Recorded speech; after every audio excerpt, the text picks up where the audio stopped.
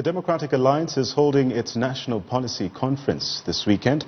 The conference is being attended by 200 delegates focusing on values and principles.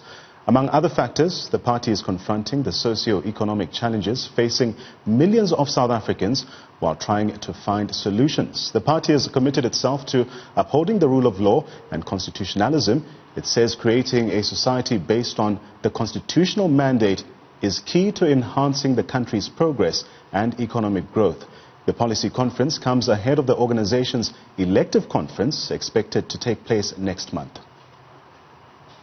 I'm now joined by Newsroom Africa's senior politics reporter, Ziyanda Ngcobo, as we discuss this matter further. Ziyanda, this meeting is happening behind closed doors, but already we are hearing that some of the policies have already been adopted. What can you tell us about this meeting? I think it's important to actually kick off by talking about that specific fact that the DA is being very controlled about what kind of information is coming out of this policy conference, what kind of debates are taking place, and how heated the debates have been. Especially when it comes to the issue of race. We know that the DA has now adopted a policy of non-racialism. They've actually put us as journalists in a group, and they've just sent us this as well to say that the DA policy conference has accepted the principle of non-racialism, and which is basically to say that they're rejecting race as a way to categorize and treat people, particularly in legislation. Now, this is very important, of course.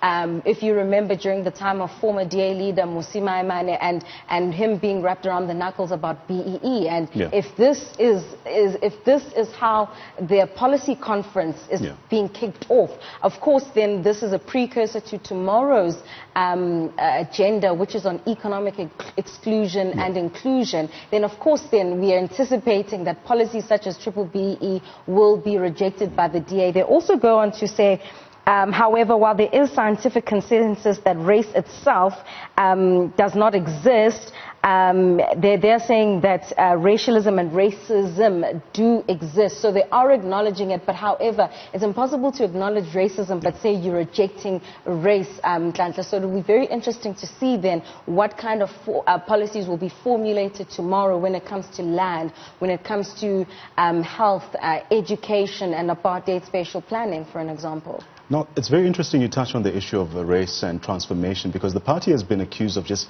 merely paying lip service to these issues. But what exactly do we need, what nuances do we need to pay attention to, especially regarding these conversations that are happening? I mean, we saw the exit this week of the party's John Moody also raising issues of racism within the party, or questioning the party's stance on race issues.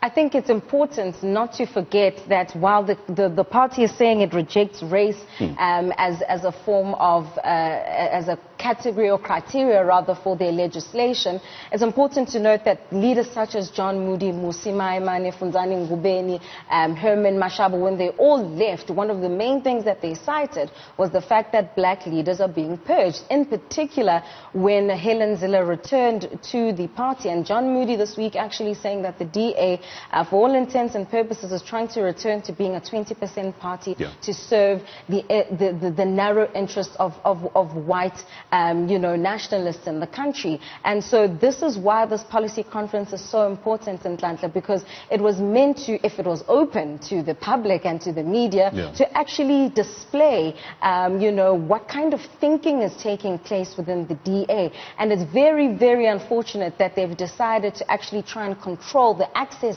that we have to the party, which I believe is actually just them admitting that there's a lot of toxicity within the party. And it's also even equally as crucial in Nhlanhla, given the fact that the two people who are running to become DA leader, that's Mbali Ntuli, who's black, and John Steenhuisen, who's white, that in and of itself is some kind of messaging which the DA still needs to come out and clear for the public, and in particular for the DA delegates who will be voting at that elective Congress next month. Now, speaking of this elective conference that we are gearing up towards, I mean, John Moody is out of the race, but many are seeing this as a one-horse race, which will see John Steenhuisen again assuming the helm of this party. What can you tell us about what's to come, basically?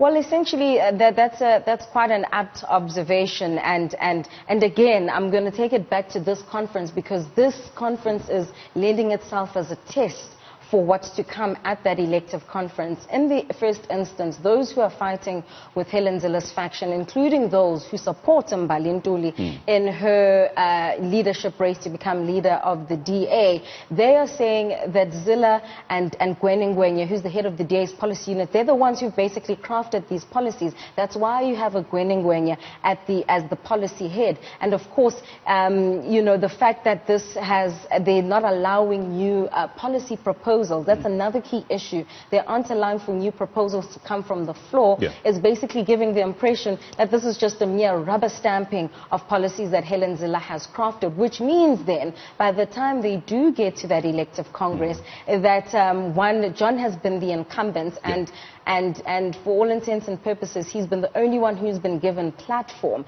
There's also been issues about why the DA has decided to push ahead with this elective conference, given the fact that there are so many complications that have come with COVID-19 and the regulations thereof. There's also issues of inclusivity that come when discussing this elective Congress. Is everyone going to have access to digital devices to contribute? There's also issues around the system that the DA is seeming to want to use towards this conference, which Mbalintuli has raised to say, there must be a third and independent auditor to come and actually check those results, but also to be allowed to check the system.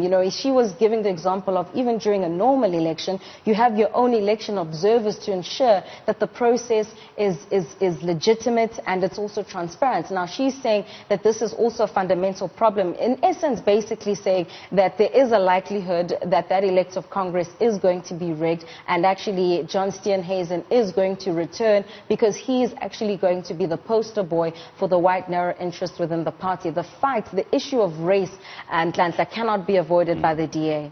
Well, Mbalintuli has been commended for taking on John Steenhuisen for the party's top position.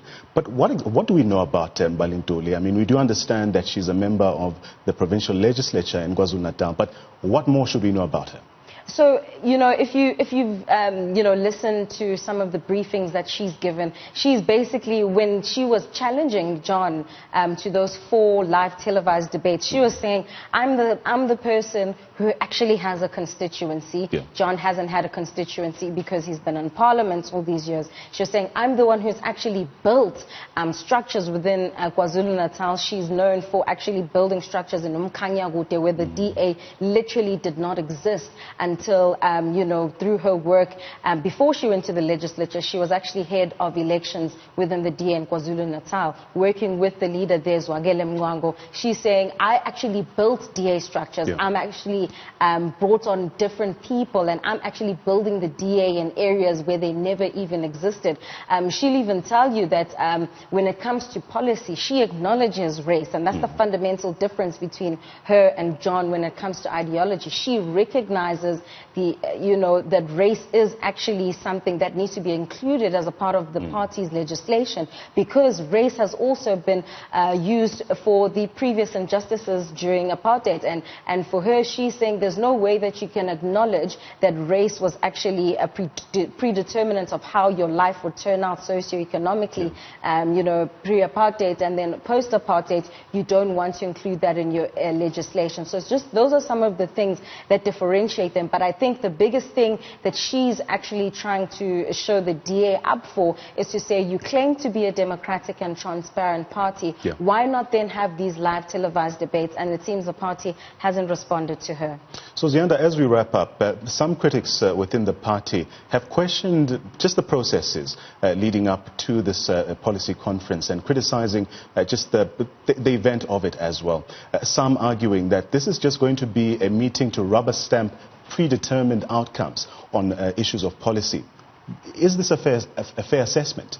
It depends on who you listen to, of course, because if you were to speak to Helen Zilla or Ngwenya or Dr. Ivan Meyer, they will tell you that the process was opened up because beforehand you would have had to have submitted your policy proposals. They would have then included it in the draft documents which have been shared amongst DA delegates, and they're saying that they even opened it up for another extra day for people to make their contributions. submissions. But if you speak to the other side, they'll tell you that, their proposals were never even considered, and that it's just a mere, box-ticking exercise to say, so-and-so submitted. Because there was even a question just yesterday in Nhlanhla on whether or not the policy proposals from those who've since left the DA will actually be included and be tabled as a part of the agenda for this weekend's conference. And yesterday, Ngwenya was saying that, well, they don't look at who submitted because there are so many submissions. They got submissions from think tanks, academics, etc. And so for them, it wasn't about who was submitting what kind of policy. So she was saying there may very well be a policy contribution from a John Moody, for an example, that would have trickled into the proposal documents that are now being discussed by delegates today.